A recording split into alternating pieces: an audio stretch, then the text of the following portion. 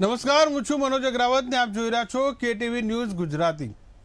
આપણે ત્યાં દરેક સરકારી વિભાગમાં કામ થાય તો પણ રાજી ખુશીથી ના થાય, અને થાય તો સામેથી લાંચ આપવાની પ્રથા ઘર કરી ગઈ છે। તો સામે છેડે કામ કરવું હોય તો રૂપિયા આપો તો જ ફાઇલ આગળ વધે છે, એવા માનસિકતા ધરાવતા સરકારી બાબુઓની આખી ફોજ છે। કામ નાનું હોય કે મોટું હોય પણ લાંચ લઈને જ ઘેર જવું એવા કેટલાક સરકારી કર્મીઓ અને નિયમ બાબુઓએ લઈ લીધો છે। ગુજરાતના દરેક વિભાગમાં ભ્રષ્ટાચારનું પ્રમાણ વધ્યું છે। દિવસ ઉગતા અને પૂરો થતાની સાથે એક સરકારી બાબુ એસીબીના સકંજામાં આવી રહ્યો છે, છતાંય લાંચ રૂશ્વત માંગવાનો સિલસિલો વણથંભ્યો છે। ગત વર્ષની વાત કરીએ તો રાજ્યમાં લાંચ રૂશ્વતના 314 કેસ નોંધાયા છે। વર્ષ 2021માં ભ્રષ્ટાચાર લાંચ રૂશ્વતના 145 કેસ નોંધાતા હવે લાંચના કેસની સંખ્યા વધીને 2022માં 169 થઈ છે। એટલે કહી શકાય કે લાંચમાં 16% વધુનો વધારો થયો છે। સરકારી વિભાગોમાં ભ્રષ્ટાચાર અને લાંચ રૂશ્વતને રોકવા માટે સરકાર દ્વારા સતત સંખ્યાબંધ પ્રયાસો કરવામાં આવવા છતાંય આ સમસ્યા ઘટી રહી નથી। એન્ટી કરપ્શન બ્યુરો દ્વારા helpline number, toll free number સહિતના અનેક નંબરોની જાહેરાત કરાઈ રહી છે, અને દરરોજની સરેરાશ 2 થી 3 ટ્રેપ થઈ રહી છે। જો કે આ પૂરતું નથી। રાજ્યમાં ભ્રષ્ટાચાર વધ્યો છે, દેશમાં વધ્યો છે, આખી સરકારી સિસ્ટમ સડી ગઈ છે એવું કહેનારા વર્ગનો પણ તોટો નથી। પણ સાહેબ, ફરિયાદ કરવા માત્ર ગળ્યા ગાંઠ્યા લોકો આગળ જ આવે છે। તેને કારણે જ એસીબીની ટ્રેપની સંખ્યા રોજની માત્ર 3 થી 4 આવી રહી છે। શિક્ષણથી લઈને મહેસૂલ, પોલીસથી લઈને કોર્ટ કચેરી, કલેક્ટર કચેરીથી લઈને આરટીઓમાં કરપ્શને માજા મૂકી છે કે જ્યાં પૈસા બોલતા હે। આ દૂષણને રોકવું માત્ર સરકારની નહીં, આપણી પણ ફરજ છે। આવો રોકીએ, સાથે મળીને નિર્ધાર કરીએ, આવા લાંચિયા તત્વોને શોધીને સજા આપવામાં મદદરૂપ બનીએ। આ અંગે ચર્ચા કરવા માટે આપણા અલગ અલગ જે મહાનુભાવ જોડાય છે, કોંગ્રેસથી જે નેતા છે સાગર શાહ જોડાયા છે, વકીલ હાઈકોર્ટના છે વિમલ પાટીલ છે, અને retired DYSP VM Jani sir, રુઝાન ખંભાતના સામાજિક કાર્યકર અને ઉર્વિશ કંથારિયા ભાજપના નેતા, આ તમામ લોકો જોડાયા છે। આપણે શરૂઆત કરીએ સાગર શાહથી। સાગરભાઈ, જે વાત છે આપણે કદાચ મીડિયામાં જોતા હશો, છાપો ખોલતા હશો, પહેલી નજર પડતી હશે આવા લાલચિયા બાબુઓની કે આજે આ ઝડપાયો, ગઈકાલે આ ઝડપાયો, અને તમે રકમ જોશો 500થી લઈને 1 લાખ રૂપિયા સુધીની રકમ લાંચ માંગી રહ્યા છે અને ઝડપાઈ રહ્યા છે। બરાબર છે। આ જે લાંચનું દૂષણ છે એટલે કે કરપ્શન એટલે કે ભ્રષ્ટાચાર, તમે કહ્યું કે માત્ર ગુજરાતમાં નહીં પરંતુ આખા દેશની અંદર આ કરપ્શને ભ્રષ્ટાચારે ભરડો લીધો છે।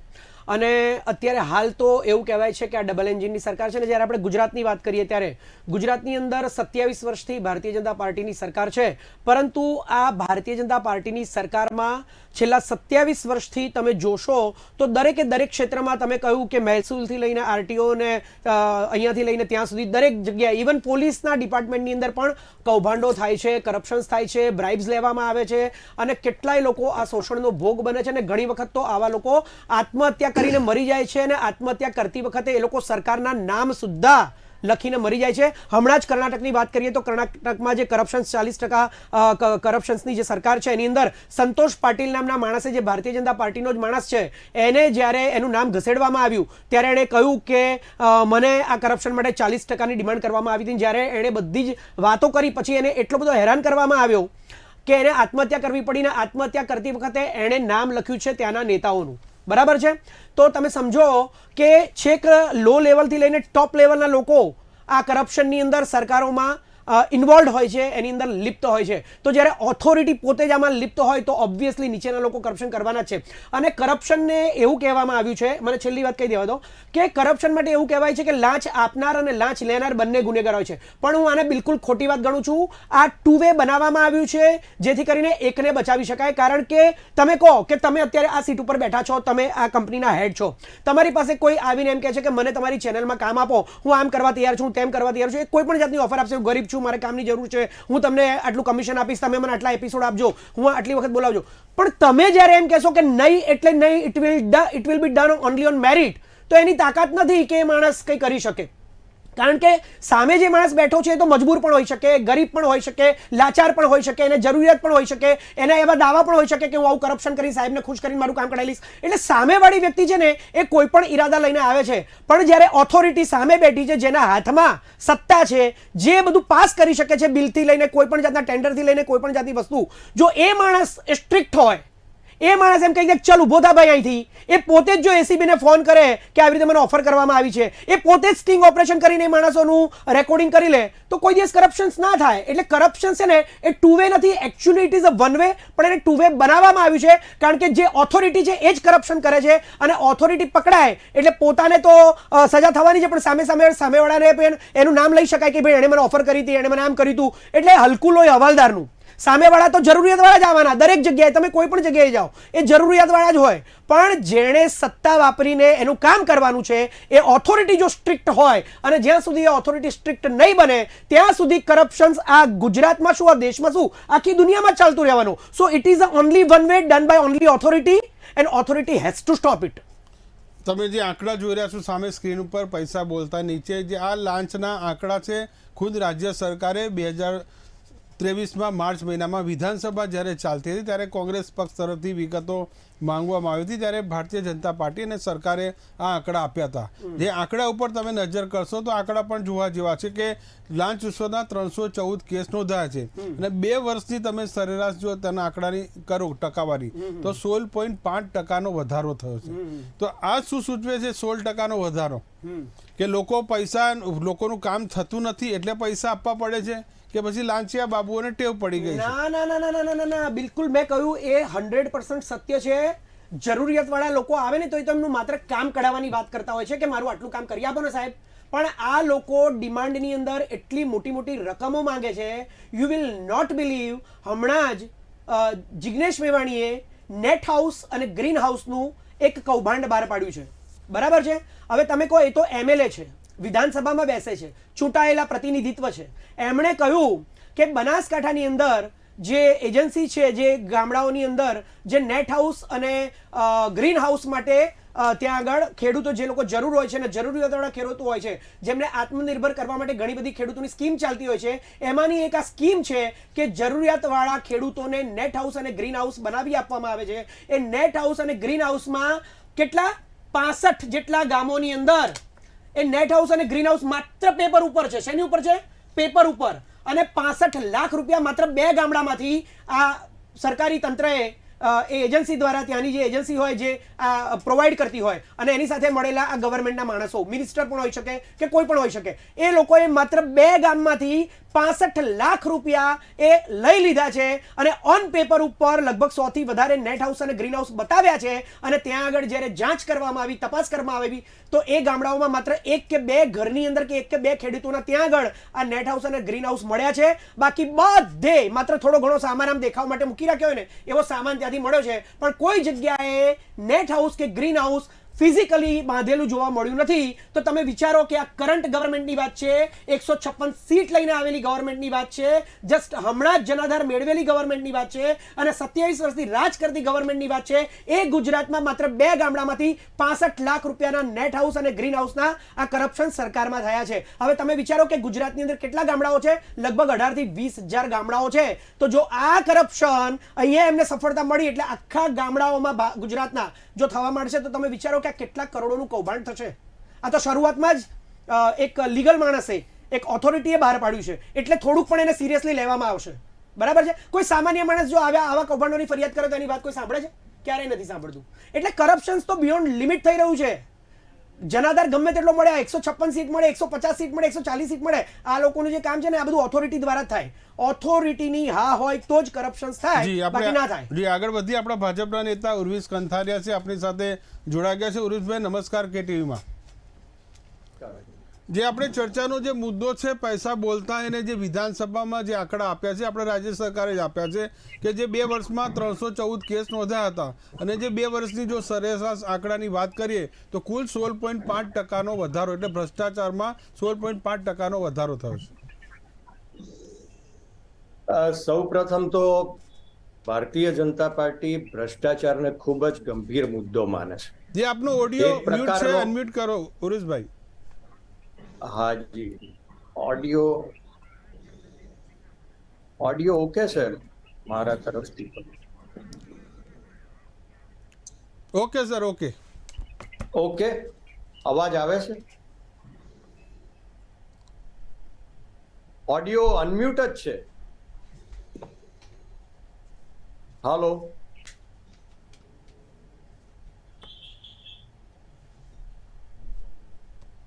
હા, ઓકે, સંભળાય છે. હાજી બોલો સર.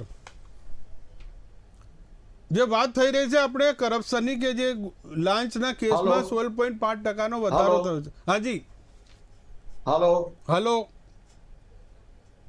જી હરીશભાઈ, અવાજ આવે છે મારો?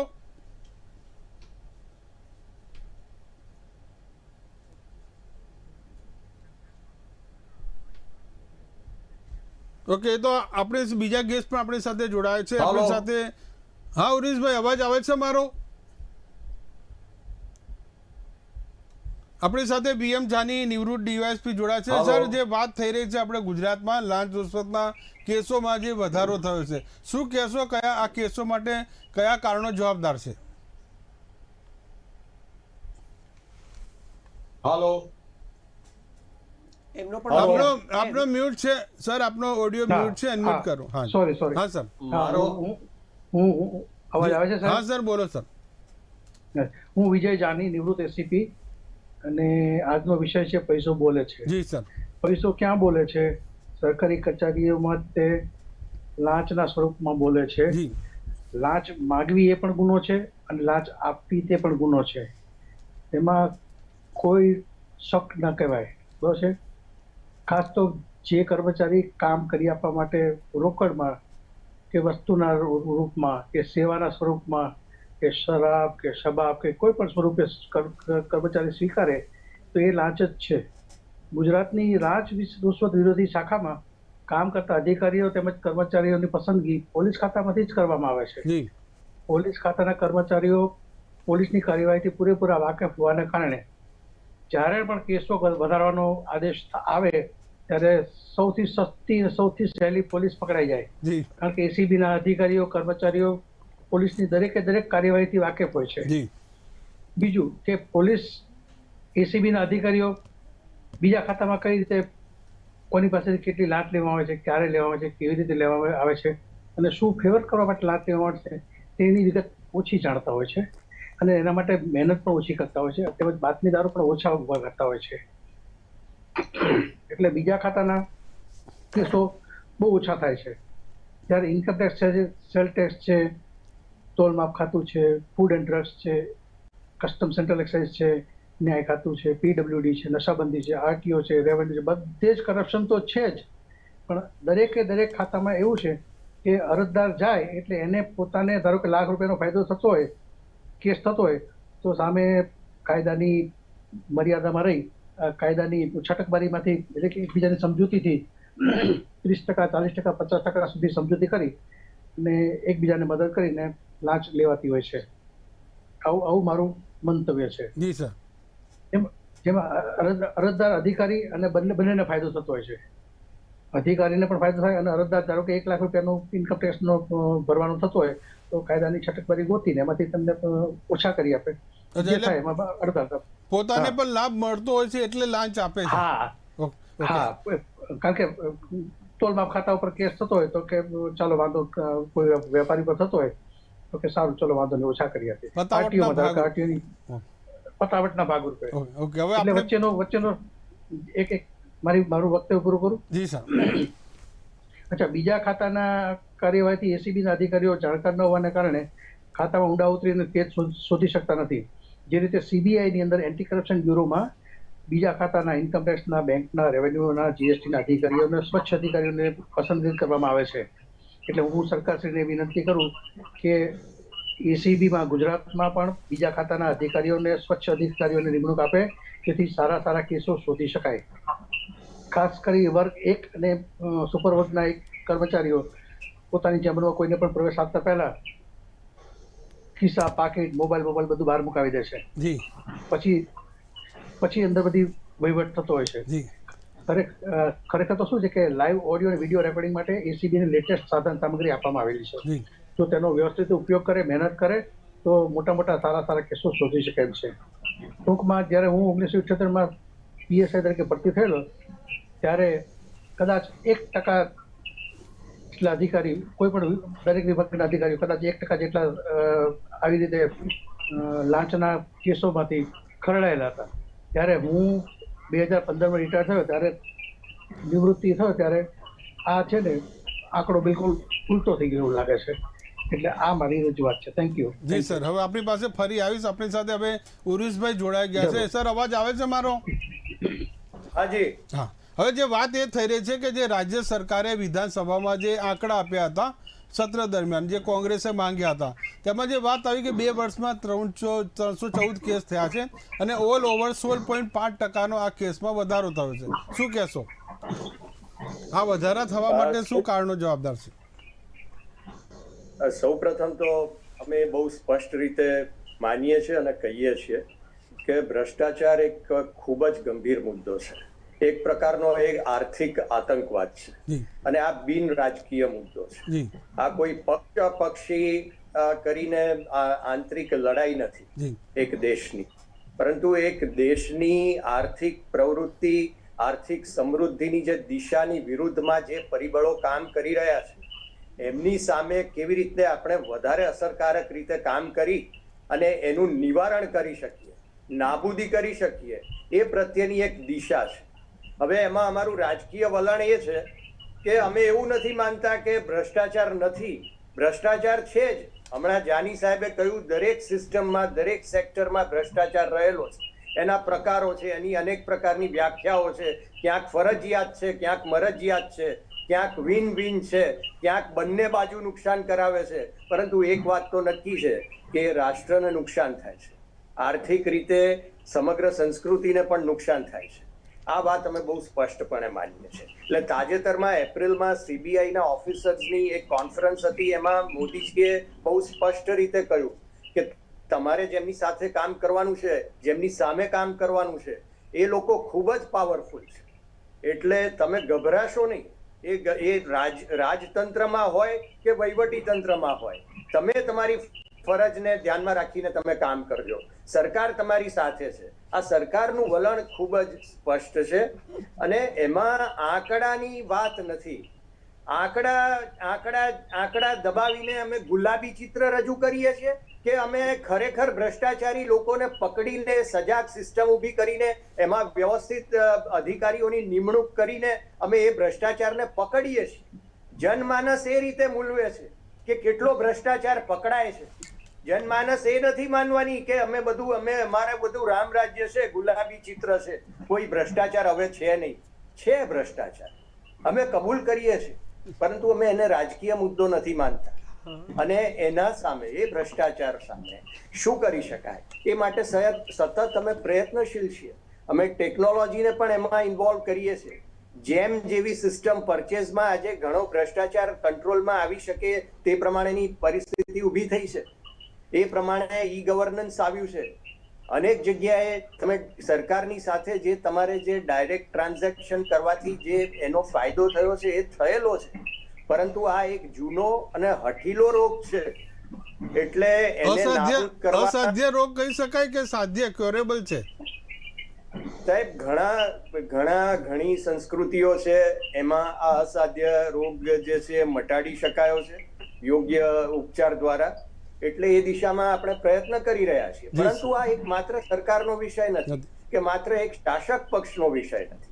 તમામ રાજકીય પક્ષો અને સંસ્કૃતિનો વિષય છે. એક વ્યક્તિ ટ્રાન્સપરન્સી ઇન્ટરનેશનલના ચેરે બહુ સરસ રીતે એક વાત કરેલી છે, એ અત્રે હું ઉપસ્થિત કરવા માંગુ છું. એમણે કહ્યું છે કે people's indifference is the best breeding ground for corruption to grow. એટલે સમગ્ર સંસ્કૃતિ જે આ પ્રશ્નની જે ઉપેક્ષા કરે છે, એમ કે આ તો એમ કે હવે it is not an issue, ભ્રષ્ટાચાર તો એક વે ઓફ લાઈફ છે, એ તો આપણે સ્વીકાર કરવો જ રહ્યો, એને કઈ હવે મુદ્દો બનાવવાની જરૂર નથી. એટલે આપણો જીવનનો એક ભાગ બની ગયો છે, આપણે એમ કહી શકાય ભ્રષ્ટાચારી. ના, એવી માનસિકતા જે હતી, જે આપણા જે ભૂતપૂર્વ વડાપ્રધાન શ્રી એમ કહ્યું હતું કે 1 રૂપિયો જે ફાળવવામાં આવે છે એમાંથી 85 પૈસા બહાર જતા રહે છે, અને એ વાતને પ્રજાએ સ્વીકૃત પણ કરી લીધી હતી, એક રમૂજ તરીકે સ્વીકારી લીધી હતી. આપણે એને ગંભીરતાથી એ વાતને લીધેલી છે કે આપણે ભ્રષ્ટાચાર છે અને એ ભ્રષ્ટાચાર આપણે કેટલો ઓછો કરી શકીએ એ માટે આપણે શું પ્રયત્ન કરી શકીએ, આપણે સર્વે ભારતીયોની ફરજ છે. જી આ ઉરેશભાઈ, નાગરિકતા ઉરેશભાઈ આપણા સવાલનો જવાબ કોંગ્રેસના મિત્ર પાસે લઈશું, ત્યાંથી આપણા બીજા બે મહાનુભાવ પાસે જઈએ. આપણી સાથે બિમલ પાટીલ હાઈકોર્ટના જે એડવોકેટ જોડાય છે અને રૂઝાન ખંભાતા જોડાય છે. સૌથી પહેલા વકીલ સાહેબ પાસે જઈશું. જે વાત થઈ રહી છે લાંચ રૂશ્વતના કેસમાં કે ટુ વે જવાબદાર છે, માત્ર વન વે નહીં, આપનાર અને લેનાર બંને જવાબદાર છે, શું કહેશો? કાયદાકીય જોગવાઈઓ તો હંમેશા આપણે સમજતા હોઈએ છીએ અને જ્યારે ન સમજાય ત્યારે ચોક્કસ વિશેષજ્ઞની પાસે જઈને તેની માહિતી મેળવીએ છીએ. હવે સૌથી પહેલા આજે આપણો મુદ્દો છે પૈસા બોલતા એટલે એન્ટી કરપ્શન. એની શરૂઆત ક્યાંથી થઈ? 30 સપ્ટેમ્બર 1963 ક્રમશઃ વર્ષ 2002માં ECB અને CBI દ્વારા એમાં મની લોન્ડરિંગની પ્રોવિઝન અંદર ઉમેરવામાં આવ્યું. હવે ગુજરાતમાં આપણે જ્યારે ડિબેટ કરી રહ્યા છીએ ત્યારે જાની સાહેબે કહ્યું એ રીતે સૌથી પહેલા તો પ્રજાને એ જાણ હોવી જોઈએ કે કઈ જગ્યાએ જઈને આ બાબતની ફરિયાદ કરવાની છે. એટલે અમદાવાદ, મહેસાણા, વડોદરા, સુરત, રાજકોટ, જુનાગઢ, ભુજ છેક ડાંગ સુધી 108 થી વધારે ઇન્સ્પેક્ટર અને 34 થી વધારે પોલીસ સ્ટેશન ગુજરાતમાં કાર્યરત છે. હવે આ પોલીસ સ્ટેશનમાં જવું, તેની કાર્યરીતિ કે એક સામાન્ય ફરિયાદથી આખું છટકું ગોઠવાય અને એક આખી ચોક્કસ નીતિ રીતિ ત્યાં અંકિત કરવામાં આવેલી છે. એ અધિકારીઓ દ્વારા એને પૂરી કરવામાં આવે છે અને જવાબદાર લોકોને પકડવામાં આવે છે. હવે રહી વાત ગુજરાતમાં 16.3% કે 16.8% વધારો, તો કોઈ પણ ગંભીર ગુનો કે ઉપરોક્ત સાહેબોએ કહ્યું એ રીતે રોગ, તો એ અચાનક જ આવી જતો નથી, તેને ઘણો બધો સમય લાગતો હોય છે. એટલે એક બીજ વટવૃક્ષ બને છે એ માત્ર 27 વર્ષ ન હોઈ શકે. સાહેબે કહ્યું એવી રીતે કે 72 વર્ષ, ધીરે ધીરે 1% માંથી 16%. પણ હા, ગુજરાત શાંતિપ્રિય રાજ્ય છે. ગુજરાત સરકાર અને એનો વિભાગ ચોક્કસપણે એવું ઈચ્છે છે કે સત્તા, સરકાર, અધિકારી, કોઓપરેટિવ સોસાયટી કે કોઈ પણ ખાનગી જાહેર સાહસની વ્યક્તિ કોઈ પણ સામાન્ય વ્યક્તિને કનડગત કરવી જોઈએ નહીં અને તેનો આર્થિક કે સેવાકીય ગેરલાભ ઉઠાવવી જોઈએ નહીં. આ બાબતે જે કોઈ પ્રકારની ફરિયાદો આવે છે તેને ગુજરાત સરકારનો એન્ટી કરપ્શન વિભાગ બહુ ગંભીરતાથી લે છે અને એ બાબતે કાર્યવાહી કરે છે, જેની ફળશ્રુતિ સ્વરૂપે જ આજે આપણે લોકો આ ડિબેટમાં ભેગા થયા છે. જી, હવે આપણી પાસે ફરી આવીશ.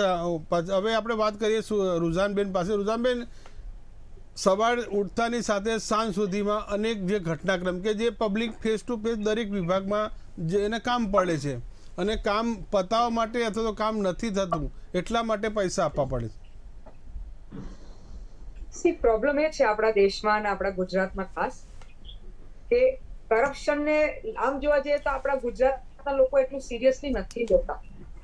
એક્ઝામ્પલ આપું, કારણ કે તમે જુઓ આપણે મોરબીમાં આટલું બધું થયું તો મોરબીનો પુલ તૂટ્યો તો એને સિરિયસલી ના લેવામાં આવ્યું. એ તો બિચારે, કારણ કે પછી નેતા બી શાસક પાર્ટીનો જ ચૂઝ થયો ફરી, એટલે લોકો માટે એ એટલું ઇમ્પોર્ટન્ટ નહોતું. આ તો ભલું હતું કે હાઈકોર્ટે સુઓ મોટો કરાવીને પેલા બધું પછી પકડ્યા જે લોકોને ટેન્ડર અપાયું હતું. અને હજી બી અનફોર્ચ્યુનેટ વાત એ છે સાહેબ કે હજી બી government has not been frame for the corruption.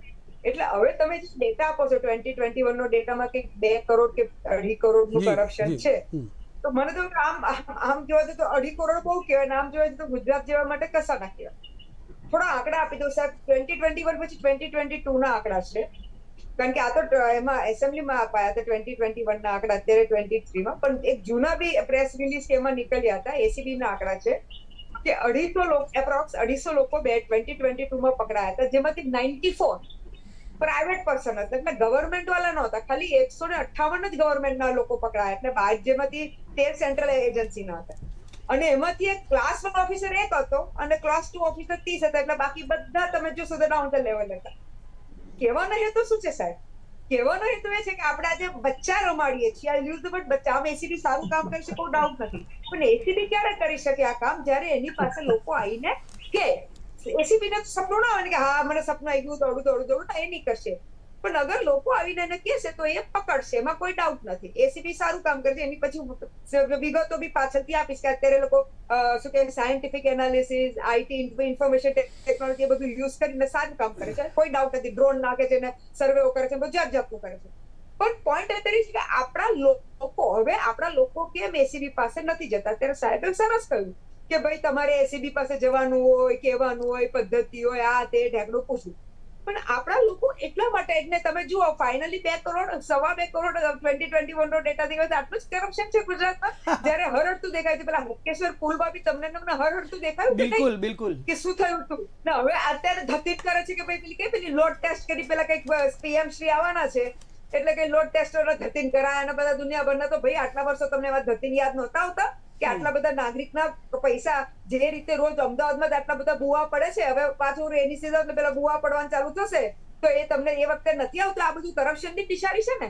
On record આવે છે કે આ કરપ્શનની, પણ તો બી સાહેબ આપણે ખાલી ઉવાડી કરું છું. કારણ કે ગુજરાત દેવામાં ખાલી 2.5 કરોડ હોય તો મારે સેલ્યુટ કર્યું છે ગવર્મેન્ટ ઓફ ગુજરાતને કે ભાઈ તમે બહુ સરસ કામ કર્યું કે ખાલી 2.5 કરોડ છે. જાકી હકીકત સત્ય આ નથી. મારા નેતાશ્રીએ કહ્યું, ભાજપ નેતાશ્રીએ સરસ કહ્યું કે એમાં it is not a political issue, it is issue where everybody is concerned. પણ અરે મોટા ભાઈ, it is 100% a political issue. કારણ કે આ એસીબી નું કામ જ છે ગવર્મેન્ટ ડિપાર્ટમેન્ટ નું કરપ્શન કરવાનું. બિઝનેસ નું કરપ્શન માટે તો કોઈ આવતું નથી ત્યાં, બરોબર છે? એટલે અલ્ટિમેટલી ગવર્મેન્ટમાં એસીબી નું કામ છે કે ભાઈ ગવર્મેન્ટમાં જે આ બધું થાય છે કરપ્શન એ કાઢવાનું, એ લોકોને પકડવાનું.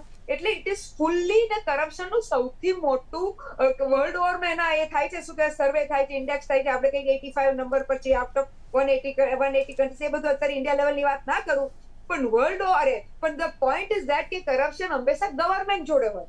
એટલે એમાં આગળ કરું છે કે લોકો આવે, લોકો ઇન્વોલ્વ થાય. ઓબ્વિયસલી એક હાથ લે તો બીજો હાથ દે, એવું છે રાઈટ? 2 હાથે તાલી વાગે, એક હાથે તાલી ના વાગે.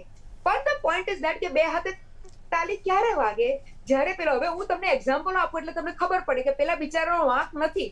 એક્ઝામ્પલ છે, જ્યારે હું વચ્ચે પોલીસ ડિપાર્ટમેન્ટ જોડે કામ કરતી હતી ત્યારે એના અકાઉન્ટન્ટો જાણે કે લેટ અસ સે કે કોઈકને કોઈક ચેક આપવાનો છે કોઈ પ્રોજેક્ટ માટે, તો એ પ્રોજેક્ટનો ચેક લખાઈને આવી ગયો હોય, પણ એક્ઝામ્પલ આપું છું કે અકાઉન્ટન્ટ એમાં રિશ્વત માંગે. લેટ સે 2 લાખ 3 લાખ 4 લાખનો ચેક હોય તો અકાઉન્ટન્ટ 25-50 હજારની રિશ્વત માંગે. હવે પેલાને આપવી નથી, પેલાને રિશ્વત આપવી નથી, પણ એની પાસે કોઈ ચોઈસ જ નથી. કારણ કે એને થાય છે એવું કે હું એસીબીમાં જઈશ, મગજમારી થશે.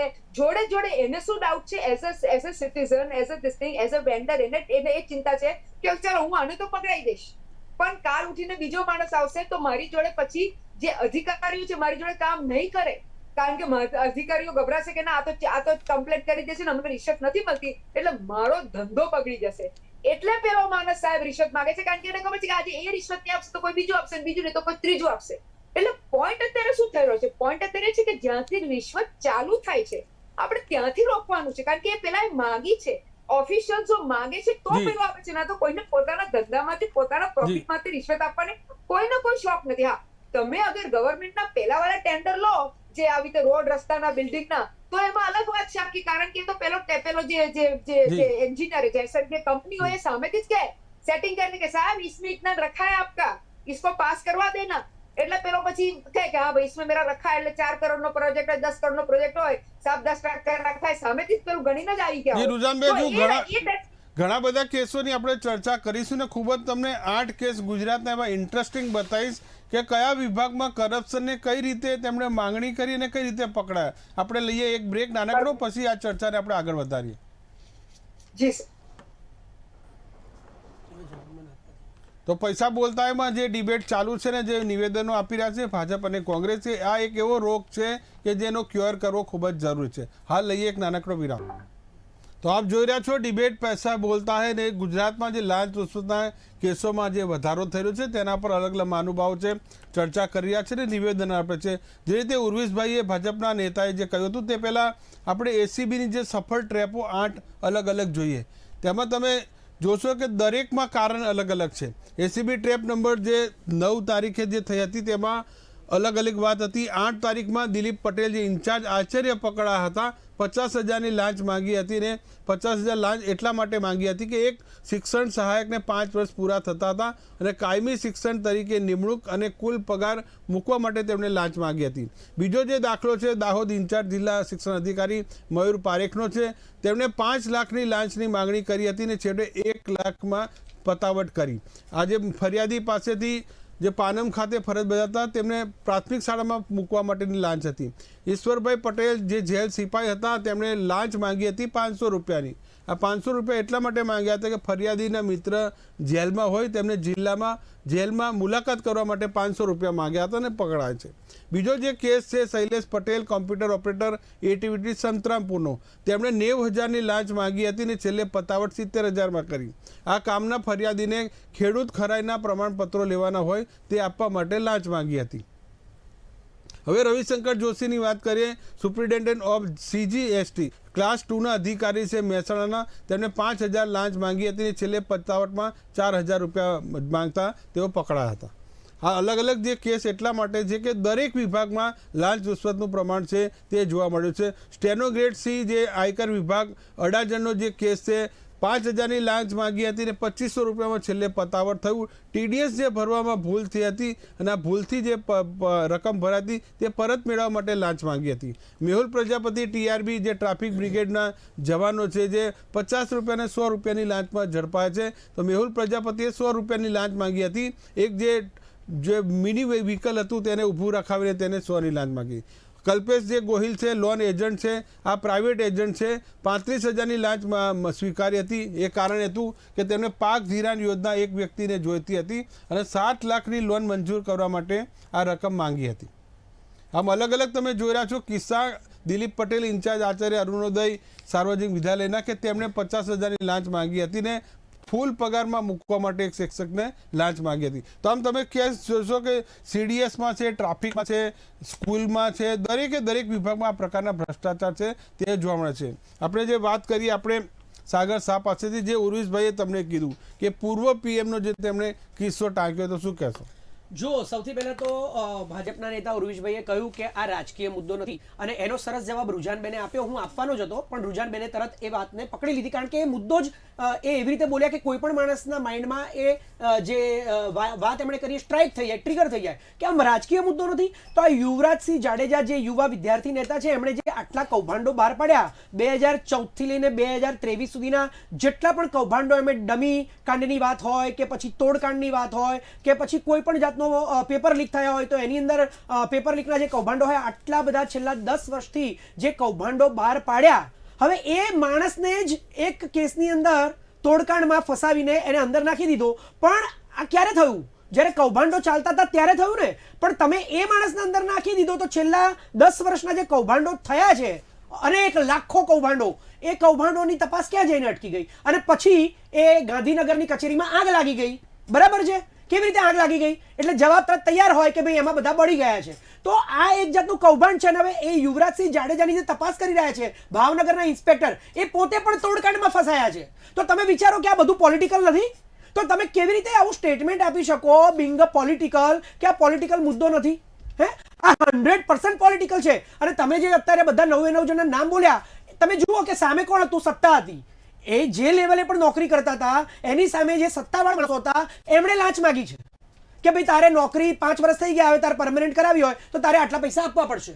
તમે કર્ણાટકમાં જુઓ, કર્ણાટકની અંદર બિટકોઇનના કૌભાંડમાં કર્ણાટકના ભાજપની સરકારના મુખ્યમંત્રી બસવરાજ બોમ્બઈ અને એમનો છોકરો એ જે બિટકોઇનનું જે પેલું સર્વર હોય એને હેકિંગ કરીને 5,000 કરોડ રૂપિયા એમણે બિટકોઇનને ટ્રાન્સફર કર્યા છે. તમે વિચાર કરો કે સામાન્ય માણસ નહીં, એક કોઈ નેતા નહીં, કોઈ નાનો મોટો નેતા નહીં, ચીફ મિનિસ્ટર કર્ણાટકના ડબલ એન્જિનની સરકારના છેલ્લા 3 વર્ષની જે ચૂંટેલી નહીં લૂંટેલી સરકાર જે ચાલી રહી છે, જેમ હમણાં જ કાલે ઇલેક્શન પત્યું છે ને કાલે રિઝલ્ટ આવવાનું છે, એ સરકારના મુખ્યમંત્રી બિટકોઇનમાં એમના છોકરા સાથે પકડાયા છે. એ જ કર્ણાટકમાં 8 કરોડ રૂપિયા એક નેતાનો છોકરો બ્રાઇબ લેતા પકડાયો ને પછી જ્યારે એના ઘરે ગયા ત્યારે 8 કરોડ રૂપિયા પકડાયા છે. આ ગુજરાતમાં હાટકેશ્વરના બ્રિજમાં કૌભાંડ થયું છે. અટલ બ્રિજની અંદર સ્લેબ તૂટી ગયો, 80 કરોડનો બ્રિજ છે અને આંકડા આપ્યા છે કે 2 કરોડનું કૌભાંડ.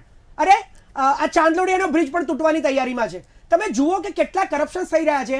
એક માણસ ઓનલાઈન, આ લોકો ડિજિટલ ઇન્ડિયાની બાંગો પોકારે છે, એ ડિજિટલ ઇન્ડિયાની અંદર ચેક કરીને સર્ટિફિકેટ બદલીને જે પાસ થયો છે એની જગ્યાએ પોતે ઘૂસી જાય છે અને પીએસઆઈ ની અંદર પોલીસ ડિપાર્ટમેન્ટમાં કે જેનું કામ છે આખા ગુજરાતની અંદર ધ્યાન રાખવાનું કે ક્યાં ક્યાં ગુના થઈ રહ્યા છે, એ ડિપાર્ટમેન્ટમાં માણસ ઘૂસી જાય છે. 2 મહિના ત્યાં આગળ ટ્રેનિંગ લે છે, એનો પગાર પડી જાય છે અને એ કૌભાંડ જે બહાર પાડે છે એને આ લોકો અંદર નાખી દે છે અને એ કૌભાંડની તપાસ કરનારા પોલીસ ઇન્સ્પેક્ટરો પકડાય છે. અને આપણા એડ્યુકેશન મિનિસ્ટર પાછા એવું સ્ટેટમેન્ટ આપે છે કે હવે ભૂતકાળ ભૂલી જવાનું. ભૂતકાળ ભૂલી જવાનું એટલે કરપ્શન ભૂલી જવાનું. લાખો કરોડો રૂપિયાનું કરપ્શન આ પોલિટિકલી જ થાય છે. જેટલા લોકોએ કરપ્શન માટે પૈસા આપ્યા તો સામાન્ય માણસ હતા. જે મેં શરૂઆતમાં જ કહ્યું કે બધા જરૂરિયાતવાળા માણસો આવે છે. જુદી જુદી જરૂરિયાત હોય, સાહેબ મને કરી દો ને, સાહેબ હું બહુ ગરીબ છું, મને નોકરી પરમેનન્ટ કરી દો ને, એટલે આવું તો બધા કહેવાના જ. સત્તામાં બેઠેલો માણસ જ્યાં સુધી સ્ટ્રિક્ટ નહીં થાય ને ત્યાં સુધી આ કરપ્શન બંધ નહીં થાય. અને જેમણે વાત કરી કે ભૂતપૂર્વ વડાપ્રધાને કહ્યું હતું કે 1 રૂપિયાની અંદર 15 પૈસા જ બચે છે ને 85 પૈસા તો વચ્ચે જતા રહે છે. હું તમને કહું કે આ ગુજરાતના મુખ્યમંત્રી વિજય રૂપાણીએ હમણાં 2-3 વર્ષ પહેલા જ એમનો વિડીયો વાયરલ થયો છે. એમણે એમના શબ્દોમાં જાતે કહ્યું છે કે મેં મારી જિંદગીમાં આટલું કરપ્શન જોયું નથી. હવે 27 વર્ષની આ લોકોની સરકાર છે. વિડીયો 2-3 વર્ષ પહેલા વાયરલ થયો હતો. એટલે 25 વર્ષથી જે કરપ્શન ગુજરાતમાં થઈ રહ્યું છે, એમણે એમની જિંદગીમાં એ મુખ્યમંત્રીએ જોયું નથી એટલું કરપ્શન. એમણે કહ્યું કે મેં જોયું છે. હવે આ અમારા નેતા તો નતા, ભારતીય જનતા પાર્ટીના ગુજરાતના ભૂતપૂર્વ મુખ્યમંત્રી હતા. એમણે કહ્યું છે કે મેં મારી જિંદગીમાં આટલું કરપ્શન નથી જોયું. એટલે જૂની સરકાર ઉપર બ્લેમ કરતા પહેલા પોતાના ગિરેબાનમાં ઝાંકવું જોઈએ કે કરપ્શન કેટલું થઈ રહ્યું છે. 2 કરોડના આંકડાની વાત કરો છો. અરે આ લોકોના આંકડા ખોટા હોય છે. તમે કોરોનામાં જોયું નહીં, 4 લાખ મોત થયા કે આખા ભારતમાં, અને પછી આંકડા આવ્યા કે 47 લાખ મૃત્યુ એ ભારતમાંથી થયા છે. 4 લાખમાંથી 47 લાખ. કોણ છુપાવે છે આંકડા? એટલે આંકડા બી ખોટા છે. રૂજાનબેન ખંભાતાએ કહ્યું કે મને તો આશ્ચર્ય થાય છે કે 2 કરોડ જ 2.5 કરોડ જ કરપ્શન, તો સલામ મારવી જોઈએ. અરે આંકડા પણ ખોટા હોય છે.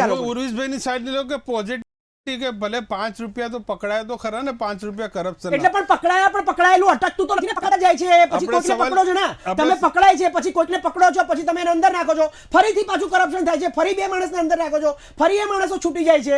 તો આ કરપ્શન પકડાય છે એનું ગર્વ લેવાની વાત નથી. તમે અટકાવી નથી શકતા. તમારી તાકાત નથી કે 25 વર્ષમાં મુખ્યમંત્રી પોતે બોલી જાય કે મેં આટલું કરપ્શન મારી જિંદગીમાં નથી જોયું, એટલે તમે અટકાવી નથી શકતા. તમારા સવાલનો જવાબ ઉર્વિશભાઈ પાસેથી લઈ લઈએ, પછી બીજા મહાનુભાવ પાસે. બોલો ઉર્વિશભાઈ, જે રીતે કોંગ્રેસના નેતા કહી રહ્યા છે, આપનો અવાજ મ્યુટ છે, અનમ્યુટ. હા, કરપ્શન અટકાવવું એ આપણી દિશા છે અને એ માટે આપણે કેટલા સક્રિય પ્રયત્ન કરી રહ્યા છીએ એ મહત્વનું છે. અને 2 ઉદાહરણ આપને આપવા માંગુ છું. જે આપ અત્યારે વાત કરી રહ્યા છો વ્યંગના માધ્યમથી, આપણને આ હકીકત છે, આ વ્યંગ નથી, આ હકીકત છે, રાજ્યશાસ્ત્ર છે, આ રિયાલિટી છે. ઇટ્સ નોટ વ્યંગ, ઇટ્સ નોટ વ્યંગ, આ રિયાલિટી છે. આ કૌભાંડ થયું છે. હું તમને 25 કૌભાંડ આપું કર્ણાટકના, હું કર્ણાટકના તમને 25 કૌભાંડ આપું. આ વ્યંગ નથી. વ્યંગ તો તમે માર્યો. ભૂતપૂર્વ વડાપ્રધાનનું નામ લઈને, ભૂતપૂર્વ વડાપ્રધાનનું નામ લઈને વ્યંગ તમે કર્યો. મેં એનો જવાબ આપ્યો. એક મિનિટ. ભૂતપૂર્વ વડાપ્રધાનનું નામ તમે લીધું, તમે વ્યંગ માર્યો. મેં તમને એનો જવાબ આપ્યો કે તમારા મુખ્યમંત્રીએ કહ્યું છે, તમારા મુખ્યમંત્રીએ કહ્યું છે. હું તમને 21 કૌભાંડ બતાવું. 21 કૌભાંડ. શાંતિ રાખો. સાંભળવા આવે ને તો કર્ણાટકમાં તમારી સરકાર 40% કમિશનની સરકારને ઉર્વિશભાઈને સાંભળી લઈએ. ઉર્વિશભાઈને સાંભળી લઈએ. ઉર્વિશભાઈને સાંભળી લઈએ. વ્યક્ત કરવા માંગુ છું. અત્યારે હાટકેશ્વર બ્રિજ માં ખબર પડી કે ખામી છે તો આઈઆઈટી રૂડકી પાસેથી મટીરીયલ ટેસ્ટિંગ કરાવીને રિપોર્ટ કરાવી અને બંધ કરવો પડે તો બંધ કરવો પડે, તોડવો પડે તો તોડવો પડે. બબ્બે 3 વર્ષ સુધી એ બ્રિજ બન્યો ત્યારે ત્યાં જે પબ્લિક રહેતી હતી એ પબ્લિકને જે હેરાનગતિ થઈ અને ઉર્વિશભાઈને સાંભળી લઈએ. ઉર્વિશભાઈને સાંભળી લઈએ. પતી જશે. You are trying to bully us. Okay sir I you will told મી કે તમે મને વ્યંગ કરી રહ્યા છો, મેં કોઈ વ્યંગ ઉરુષભાઈને નથી કર્યો. સાંભળી લઈએ, પછી તમારી પાસે આવ્યું. બોલો ઉરુષભાઈ.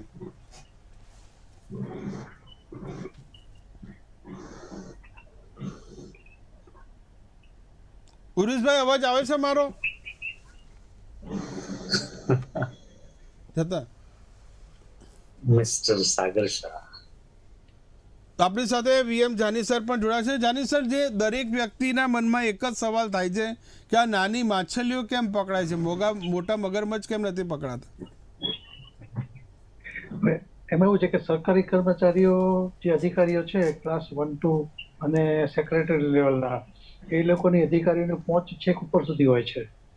એટલે એસીબીની અધિકારી એના વિરુદ્ધમાં કાર્યવાહી કરે ને તો પણ એ અધિકારી વિરુદ્ધમાં સાચા ખોટા આક્ષેપો કરી એની બદલી કરાવી નાખે, એની પાસેથી કેસની તપાસ લેવડાવી લે અને પોતાનો કેસ નબળો કરતા હોય છે. એટલે નાની માછલીઓ એટલા માટે પકડાય છે. અને જે મેં કીધું એમ મોટા અધિકારીઓ પોતાની ચેમ્બરમાં કોઈને પ્રવેશ આપતા પહેલા પીએ પાસે એનું પાકીટ, ચશ્મા, મોબાઈલ, બૂટ ચપ્પલ કઢાવી, ત્યાં સુધી મેં જોયું છે, બૂટ મોજા સુધી કઢાવી ત્યાં અંદર એન્ટ્રી આપે છે. અને પછી અંદર જે વહીવટ થાય એમાં કોઈની પાસે પુરાવો મળે જ નહીં. તો કેવી રીતે તમે પહોંચી શકો તમે? અને ફરિયાદી એસીબી સુધી પહોંચે તો, કારણ કે અમુક જગ્યાએ એવું હોય કે જે ખાતાની અંદર 1 લાખ રૂપિયાનો ફાયદો થતો હોય વેપારીને, 50% ભાગીદારી એ લોકો કરી લે, 50% તારા 50% મારા. એટલે એ રીતે જે ફાયદો થયો બીજા ખાતામાં આ રીતનું છે કે પીડબ્લ્યુડીમાં છે કે બીજા અમુક ખાતામાં જે ટેન્ડર પાસ થાય એટલે જે કોન્ટ્રાક્ટ કામ થાય અને 20% છે શાસક પક્ષ અને વિપક્ષને પણ આપવામાં આવે છે ચૂપ રહેવા માટે. મેં એવું સાંભળ્યું છે હમણાં. ઓહો. એટલે બધી જગ્યાએ કરપ્શન વિપક્ષને આપે છે એના માટે કારણ કે વિપક્ષ સત્તા હોય ત્યારે એને કરેલું હોય, એને ખબર કઈ રીતે થાય, એટલે એને ચૂપ રહેવા માટે આપે છે. અને સત્તાધારી પક્ષે પોતાના ફાયદા માટે લઈ લે. અને મેં તો એવું સાંભળ્યું કે આ રીતે 20% પોતે રાખે ને 20% કોન્ટ્રાક્ટર રાખે અને 60%નું કામ થાય. આ એક સર્વવ્યાપી રોગ છે. એટલે આમાં અત્યારે તો કોઈ એવી કોઈ શક્યતા નથી કે એમાં તમે એને બદલી શકો, બિલકુલ નાબૂદ કરી શકો.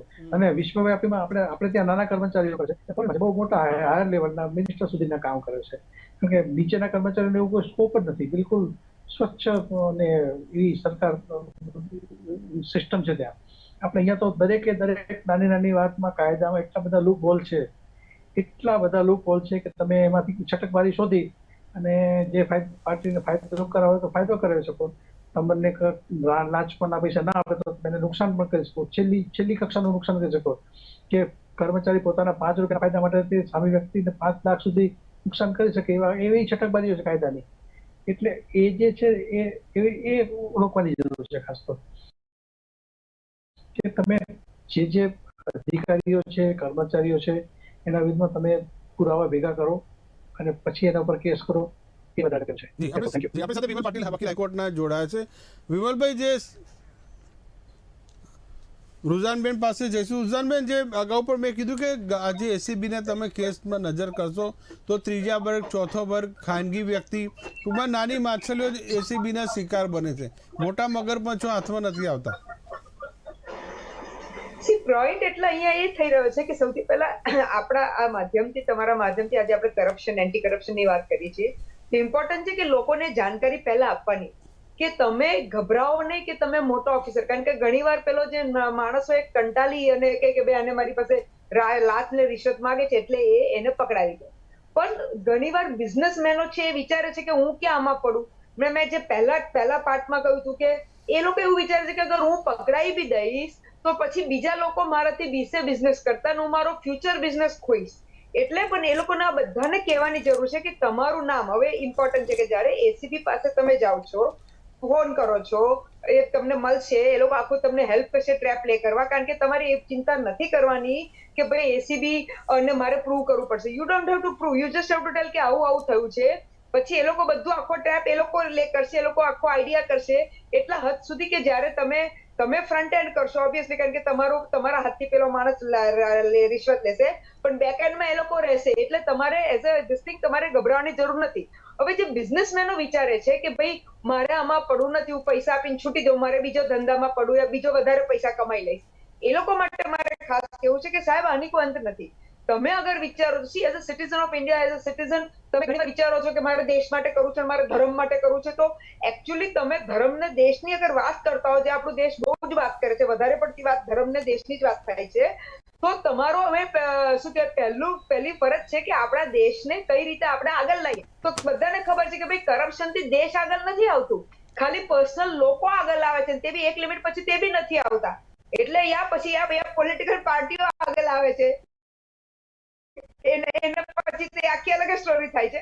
એટલે coming back to the basic point કે તમારે એઝ અ બિઝનેસમેન એ બી વિચારવું પડશે કે ખાલી તમારું કામ ધંધો કરવાનું નથી, તમારું કામ એ બી કરવાનું છે કે અગર કોઈ તમારી પાસે લાંચ માંગે છે તો તમે એને પકડાવશો તો બીજા લોકો ગભરાશે. ઘણા થાય છે કે એ બી આવશે, બીજો ઓફિસર માંગશે, પણ ના, એ વાત ખોટી છે. કારણ કે જ્યારે તમે પકડાવો છો ત્યારે બીજો ઓફિસરો બી ગભરાય છે લાંચ લેતા, પછી ભલે મિડલ મેન હોય ને એ આખી અલગ સ્ટોરી થાય છે. પણ આ જસ્ટ લોકોનું ધ્યાન આપવા માંગુ છું. બીજો ઇમ્પોર્ટન્ટ પોઈન્ટ છે કે એસીબી બી બહુ મેં જોયું છે એસીબી નું કામ, અને આ વખતે તો સાહેબ બહુ જ હેલ્પફુલ છે. એ દિલથી ઈચ્છે છે કે આપણે ગુજરાતમાંથી કરપ્શનને કાઢી નાખીએ. એટલે એ બધા જ શું કહેવાય, he is trying his best. પણ as a citizen of Gujarat તમારો બી ફરજ બને છે. એક બીજો પોઈન્ટ, એટલે તમારે ગભરાવાની જરૂર નથી કે ભાઈ મને બધું પૂછશે અને મારે જ બધું બતાવવાનું. ના, તમારે કશું જ નથી કરવાનું, ખાલી તમારે એ લોકોને કહેવાનું છે ને એ લોકો આખું બાકીનો ફ્લો કરશે. ત્રીજો પોઈન્ટ કે હવે આપણા ગુજરાતમાં એ છે કે જ્યારે તમે કરપ્શનમાં કોઈને પકડો છો તો ઓબ્વિયસલી પછી આખું લીગલ ટર્ન થશે, એટલે એમાં કોર્ટ જાય ને આ જાય, પણ એમાં તમારે ગભરાવાની જરૂર નથી. કારણ કે તમે કમ્પ્લેન કરી છે, પણ હવે તમે એઝ અ કમ્પ્લેનન્ટ તમારે કે ઘણા લોકો કે પછી મારે જ કોર્ટમાં જવા પડશે, મારે જ ધક્કા ખાવા પડશે. ના, તમારે એની બી ચિંતા નથી કરવાની, કારણ કે બધું આખો પ્લોટ આખું જે પકડવાનું કામ એસીબી એ કર્યું છે. એટલે ACB is the whole party to the case. એટલે તમને ધક્કા થોડું એકાદ બાર થશે, પણ તમારું નામ બી પેલું શું ગુપ્ત રાખવામાં આવશે ને you will not be expose. એટલે પોઈન્ટ અત્યારે કે હું આટલું ચીપીને કહી રહી છું, કારણ કે મારી ઈચ્છા છે કે લોકો હિંમત કરીને બહાર આવે. બિઝનેસમેન હિંમત તો જ મોટા માથા પકડાવાના છે. ના તો આપણે આજે 5,000 લીધા ને 25,000 લીધા ને એમાં આપણે મોટા માથા એક નાનકડી વાત અહીંયા જે ચર્ચા નીકળી છે એ જ કીધું કે પૂર્વ જે ડાયરેક્ટર આપણા એસીબી ના કેશવ કુમાર હતા, રિપોર્ટિંગ વખતે પણ મેં એક જ સવાલ પૂછ્યો હતો કે સર આ જે નાના લોકો પકડાય છે, બધું આ મોટા નેતાઓ અધિકારીઓ કેમ નથી પકડાતા? એટલે મને પેલો એ સવાલ કર્યો કે જે લોકો ફેસ ટુ ફેસ સામે આવે છે તે જ લાંચમાં પકડાય છે. મોટા નેતાઓ કોઈ દિવસ ફેસ ટુ ફેસ પબ્લિક સાથે નથી આવતા, મોટા અધિકારીઓ પબ્લિક સાથે ડાયરેક્ટ ડીલિંગમાં નથી આવતા, તેના વચ્ચે ડીલિંગમાં આવે. તેના કારણે આ નાની માછલીઓ પકડાય છે. એક એમનો જવાબ હતો. જાની સાહેબ પાસેથી જાની સાહેબ જે વાત છે કે ધારો કે તમે એસીબી ના અધિકારી છો, તમે ટીમમાં છો, તમે નિવૃત્ત થઈ ગયા પછી પણ આ કેસ ચાલુ રહેશે, તમારે હાજરી આપવી પડે છે? હાજી, મારે હજુ હમણાં મારે ગયા મહિને હું 25 તારીખે હું કોર્ટમાં જઈ આવ્યો. પછી આ 26મી પછી મારે પછી મુદત છે, એટલે નિવૃત્ત થયા પછી આજે મારે 12 વર્ષ થઈ ગયા, 8-10 વર્ષ થઈ ગયા, પણ તોય મારે કોર્ટમાં તો જવું જ પડે છે. અને કોર્ટમાં જઈએ તો ત્યાં પણ અમને જે ભાડું ભથ્થું મળવું હોય એ રોકડમાં મળવાને બદલે હવે તમે રિપોર્ટ આપો પછી તમને તમારા ખાતામાં જમા કરશે ને એ બધી ધક્કા ખવડાવતા હોય છે. એટલે અમારે પોલીસને ગયા કોર્ટમાં, અને અહીંયાથી 400 કિલોમીટર હું કોર્ટમાં ગયો, પણ ત્યાં કે સાહેબ રજા ઉપર છે. આપણે ના ગયા તો આપણે એવી રીતનો વોરંટ કાઢે, પણ હું ત્યાં ગયો તો કે સાહેબ રજા ઉપર છે, એટલે મારે બીજો ધોકો ખાવાનો. એટલે આ બધા કોર્ટ, હા, આ જ સિસ્ટમને હું બતાવવા માંગુ છું કે એક વ્યક્તિને આપણે ન્યાય અપાવવા માટે, એક વ્યક્તિને દોષિત ઠેરવા માટે આપણે કેટલો સમય આપણો જિંદગીનો આપવો પડે છે. સાગરભાઈ, જુઓ, કરપ્શન છે ને એનો પણ સર્વે થતો હોય છે, અને આ સર્વે કોણ કરે છે ખબર છે? જે પોલિટિકલ લોકો હોય છે ને એ લોકો જ કરતા હોય છે. હું તમને એક ઉદાહરણ આપું. એક સર્વેની વાત નાનકડી બાકી રહી ગઈ. સાગરભાઈ, આપણો 2020માં જ્યારે આંકડા આવ્યા ત્યારે કરપ્શનના, તો દેશમાં સૌથી નંબર 1 મહારાષ્ટ્ર હતું અને આપણો ગુજરાતનો 7મો નંબર હતો. અને એક નવાઈની વાત એ કહ્યું કે મિઝોરમ અને નાગાલેન્ડમાં કરપ્શન 0 છે. એ કઈ રીતે 0 છે આપણે વિચારવા જેવી વાત છે. હા, એ વાત સાચી છે. એટલે હું એ જ કહેવા માંગુ છું કે ઘણી જગ્યાએ વર્ષો સુધી જ્યારે એકની એક સરકાર રહેતી હોય છે ને, ત્યારે એ સરકાર પોતે પણ એવું સમજી જાય છે કે હવે લોકો આપણી સામે બોલવાના નથી. અને એ લોકો પોતે પણ કરપ્શન કરતા થઈ જાય છે. અને એ લોકો કરપ્શન કેવી રીતે કરતા હોય છે ખબર છે? એનો આખો એક સર્વે થતો હોય છે. આ જે ઓથોરિટીમાં બેઠેલા લોકો હોય છે ને, એ જ્યારે મોટી મોટી કંપનીઓમાં રેડ પાડતા હોય છે ઇન્કમ ટેક્સ ડિપાર્ટમેન્ટની, ત્યારે પછી એ કંપનીના ત્યાં આગળ છે ને 10-15 માણસો આમ જતા રહેશે એકદમ. અને પેલો કંપનીનો માણસ તો એવો ગભરાઈ જશે ને કે ના પૂછો ને વાત. એટલે સીધો છે ને કઈ હિસાબ આપવાની વાત આ તે બધું, અને એ લોકોના જે ટેમ્પરામેન્ટ હોય છે, ટેન્ટ્રમ હોય છે કે આમ બધું આમ કરી નાખશે ને, બધું ફાઇલો આમ કરી નાખશે ને, તેમ કરી નાખશે ને, ભાઈ રેડ પડી છે બધું સીલ કરી દો અને આમ કરી દો. એટલે આ જે બિહેવિયર હોય છે, હવે તમે આવી જ ગયા છો ઓફિસમાં, તો પછી બિહેવિયર કરવાની ક્યાં જરૂર છે? શાંતિથી પેલા કોને કે ભાઈ રેડવાળા માણસો છે, આવ્યા છે, હવે તમારે હિસાબ આપવાનો છે, તો એ કંઈ કરી લેવાનો છે ના. પણ પહેલેથી ત્યાં આગળ એવી એક ઇમેજ ઊભી કરી દેશે, એટલે પેલો માણસ વાત કરવાની વાત, સાહેબ પતાવો ને, સાહેબ પતાવો ને. હવે એક વખત એને આપ્યા ને એટલે ટ્રેપમાં આવી જાય કે આ માણસ પૈસા આપીને કામ પતાવે છે, એટલે એનો ડેટા ઉપર પહોંચી જ જાય. એટલે દર 2-3 વર્ષે એના ત્યાં જવાનું અને પછી ત્યાં 40-50 જે બી એની કંપની હોય અને જે એનું ટર્નઓવર હોય એ પ્રમાણે પૈસા લેવાના. અને આ સર્વે પણ થાય છે ને પછી હવે તો અનેક કંપનીઓ અને અનેક બિઝનેસમેનો હોય, તો આ પણ છે ને એક પૈસા કલેક્શન માટેનું એક કરપ્શન એ ઉપરથી પણ થતું હોય છે. એટલે આ બિલકુલ પોલિટિકલ વસ્તુ છે. ભારતીય જનતા પાર્ટીના નેતા સહન ના કરી શક્યા અને એવું કીધું કે મેં ટોન્ટ માર્યા, પણ ટોન્ટ તો તમે પહેલા અમારા પૂર્વ વડાપ્રધાનને લઈને માર્યો કે 1 રૂપિયાની વાત. જ્યારે મેં હકીકત કહી તો એમને વ્યંગ લાગ્યો, પણ સહન ના કરી શકતા હોય, કારણ કે આ લોકો સહન કરી જ નથી શકતા. સામે જ્યારે જવાબ મળે છે ને એટલે પછી છે ને ડિબેટ છોડીને જતા રહે છે અને બ્લેમ કરે છે. આ બુલિંગ ક્યાં વાત છે? તમે જ્યારે મને ટોન્ટ માર્યો કે 1 રૂપિયાના 15 પૈસા જ બચતા હતા, 85 પૈસા જતા રહેતા હતા, તો મેં તમને વિજય રૂપાણીનું ઉદાહરણ આપ્યું, એ તમને વ્યંગ લાગ્યો? What you are doing is okay, what others are doing are વ્યંગ and taunts. So tolerance power જ નથી આ લોકોમાં સાચું સાંભળવાનો. They are completely intolerant people. અને પછી જ્યારે તમે બધા છોડીને ભાગી જાઓ છો ડિબેટ, જવાબ આપો ને ભાઈ, કેમ ભાગી ગયા? રુઝાનબેન પાસે આવે. રુઝાનબેન, જે તે એક આપણે કહીએ કે આ લાંચ કે એક સામાજિક જીવનનો આપણો એક હિસ્સો બની રહ્યો છે. એક વ્યક્તિને પાસપોર્ટ કાઢવા માટે તેણે અરજી કરી છે. હવે મીનવાય કે 1 મહિનાનો સમયગાળો છે, 1 મહિનામાં પાસપોર્ટ મળવાનો. હવે વ્યક્તિને અર્જન્ટ પાસપોર્ટ જોઈએ છે અને કહે છે કે જલ્દી પાસપોર્ટ આપો, જેટલા પૈસા થાય એટલા લઈ લો. તો ગુનેગાર કોણ? માંગનાર? એ જ કહું છું, અર્જન્ટ પાસપોર્ટ માટે બી પ્રોસેસ છે. એટલે તમને જલ્દી જોઈતો હોય તો there is a process, એમાં કોઈ ડાઉટ નથી. એમાં તમારા પૈસા આપો ને કરો એટલે ઓબ્વિયસલી એ માણસનો વાંક છે કે ભાઈ હી વોન્ટ્સ ટુ જમ્પ. એટલે મેં બીજી વાત કરી કે આપણે enough as a citizen we are equally involve. હું ના નથી પાડતી, કારણ કે મેં ના કહું કે અગર આપણે બધા હવે ઇમ્યુન થઈ ગયા છે કે ભાઈ ભલે કરપ્શન થતું રહે, આપણે શું છે. એટલે મેં કહું કે એઝ અ સિટીઝન આપણી રિસ્પોન્સિબિલિટી છે કે ભલે પાસપોર્ટ જોઈએ, કોઈને જલ્દી જોઈશે પણ ના નથી, તમે એકલા નહીં બીજા 50 જણને જલ્દી જોઈતો હશે, તેની સિસ્ટમ છે ને તમને મળશે બી જલ્દી. પણ તમે એવું વિચારો કે હું મહેનત નહીં કરું ઓનલાઈન, કારણ કે હવે ઓનલાઈન બધું થઈ ગયું છે. હું જોઉં તો પાસપોર્ટની તો મોસ્ટ, કારણ કે આ પાસપોર્ટની તો મારી પાસે એક્સપિરિયન્સ બી ઘણા છે, તે તો મોસ્ટ એમાં બિલકુલ કરપ્શન ઝીરો થઈ ગયું છે પાસપોર્ટમાં. પણ તમે અગર કરવા માંગો તો ઓબ્વિયસલી લોકો બેઠા જ છે ત્યાં, અધિકારીઓ એટલે જે આ દલાલિયાઓ, સોરી અધિકારીઓ તો પાછળ બેઠા હોય, દલાલિયાઓ બેઠા જ છે કે ભાઈ અમને આને જરૂર છે, એને જૂઠા સાચા કરી, ખોટા સાચા કરી અને હું એના પાસપોર્ટ જલ્દી કરાવી આપું. હું તમને બીજી એક્ઝામ્પલ આપવા માંગુ કે હું એક ગવર્મેન્ટની સર્વિસ છે જે ટોટલી ઓનલાઈન છે. હું એ સર્વિસ માટે મેં એપ્લાય કર્યું છે એક લાયસન્સ માટે, મને હજી સુધી લાયસન્સ નથી મળ્યું. પણ મને ઘણા ફોન આવે છે કે બેન તમે અમને આ કામ આપો, અમે તમને આ જલ્દી લાયસન્સ અલાવી દઈએ. પણ હું ના પાડું છું કે ના, આ ગવર્મેન્ટની જે પદ્ધતિ છે એ પર જ જઈશ. મારે કોઈ ઉતાવળ નથી કે હું એવા લાયસન્સ તમારી પાસેથી શોર્ટકટ કરીને લઉં. એટલે પોઈન્ટ અત્યારે એ કહેવાનું છે કે સાહેબ એઝ અ સિટીઝન હું બી કામ કરું છું, મને બી લાયસન્સની જરૂર છે, પણ એનો મતલબ એ નથી કે મેં ભવિષ્ય આ લાંચ રૂશ્વતને દૂર કરવાની જવાબદારી માત્ર સરકારી નથી, દરેક નાગરિકની પણ છે. અને એસીબી અધિકારીની જો જ્યારે પણ હું વાત કરું ત્યારે એ પણ કહે છે કે 1 લાખ વ્યક્તિઓની સામે માત્ર એક જ એવી વ્યક્તિ હોય કે જે ફરિયાદ કરવા તૈયાર થાય છે, બાકીના બધા લેટ ગોની ભાવના. તો જ્યાં સુધી આવી ભાવના જો વકરતી જશે તો ત્યાં સુધી આવા લાંચિયા જે બાબુઓ છે તેને મેદાન મળતું જવાનું. અને આંકડા આજે 300 છે તો આવતીકાલે 600 અને પછી 900 પણ થતા વાર નહીં લાગે. આપ સૌ જે મહાનુભાવો જોડાયા, આપનો ખૂબ ખૂબ આભાર. તો પૈસા બોલતા એમાં જે અલગ અલગ જે નિવેદન આવ્યા તેમાં એ જ છે કે આ લાંચ રૂશ્વત દૂર કરવાની જવાબદારી માત્ર સરકારી નથી, દરેક નાગરિકની છે. એસીબીએ પોતાના ટોલ ફ્રી નંબર આપ્યા છે, હેલ્પલાઇન નંબર આપ્યા છે, વોટ્સઅપ નંબર પણ આપ્યા છે. જે કોઈને લાંચ રૂશ્વતને કોઈને ફરિયાદ કરવાની તો આ 3 નંબર ઉપર કરી શકે છે. નમસ્કાર.